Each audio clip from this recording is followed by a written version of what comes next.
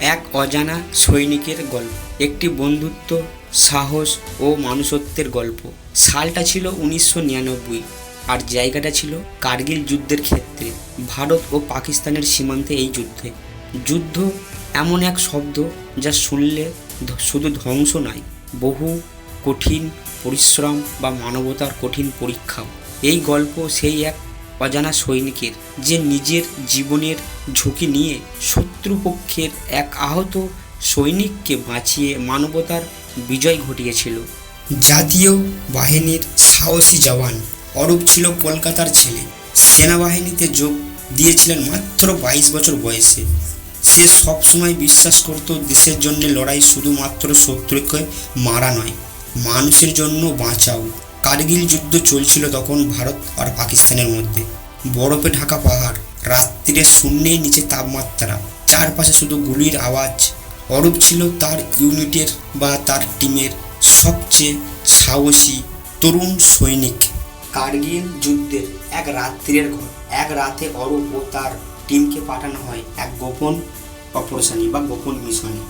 লক্ষ্য ছিল পাহাড়ের এক পোস্ট দখল করবার। তীব্র লড়াইয়ের বীজখানে এক শত্রুপক্ষের সৈনিক গুলি খেয়ে বা আহত হয়ে পড়ে যায়। সে ছিল 19 বছরের এক বয়সের পাকিস্তানের নজওয়ান বা সৈনিক। তার নাম ছিল ইমতিয়াজ। বাকিরা সবাই এগিয়েও চলে গেলে, কিন্তু অরূপ হঠাৎ থেমে গেল। তীব্র ঠান্ডা ও রক্তাক্ত শরীর নিয়ে সেই ছেলেটা কাঁপছিল আর বলছিল, আম্মি আম্মি। হৃদয়ের ডাক। অরূপের ভিতরের মানুষটা জেগে উঠল। সে শত্রু, তাও সে মানুষ। মাত্র 19 বছর, আমিও তো কাউরের না কাউরের ছেলে। মনে মনে সে ভাবল। সে তার নিজের ব্যান্ডেজ খুলে সে ছেলেটিকে বেঁধে দেয়।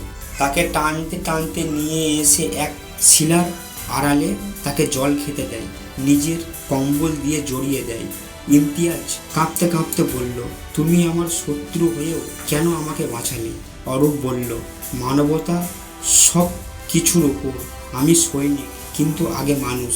যুদ্ধের মাঝেও বন্ধুত্ব। সেই রাতে দুজনে একসঙ্গে কাটালো।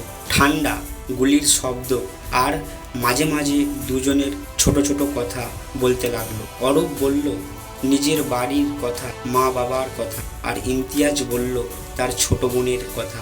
এক অদ্ভুত বাঁধন বা বন্ধুত্ব তৈরি হলো দুজনের মধ্যে। পরের দিন সেনাবাহিনীর লোক এসে ইমতিয়াজকে যুদ্ধবন্দী হিসাবে নিয়ে যায়।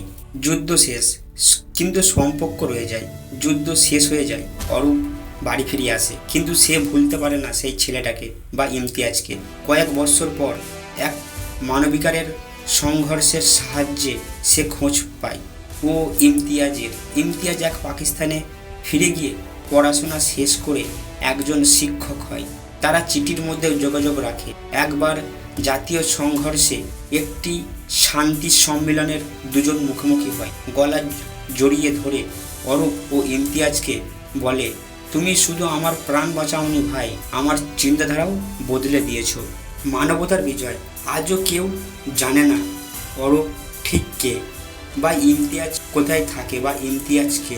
তাদের ছবি নেই, নাম নেই খবরের কাগজে, কিন্তু তাদের গল্প ছড়িয়ে পড়েছে সেনাবাহিনীর মধ্যে। একজন অজানা সৈনিক যে শত্রু নয়, মানুষ দেখে। এই গল্পের প্রমাণ করে যুদ্ধ মানুষকে বিভক্ত পরস্থ করতে পারেন, কিন্তু হৃদয় মানবতার বাধা থাকে। এই গল্প আমাদের শেখায় সৈনিক মানে কেবল যুদ্ধ নয়, হৃদয়ও। শত্রুতা কখনোই স্থানীয় নয়, ভালোবাসাও হতে পারে সেতু। মানবতা হারায় না, জেগে থাকে প্রত্যেকের হৃদয়ে।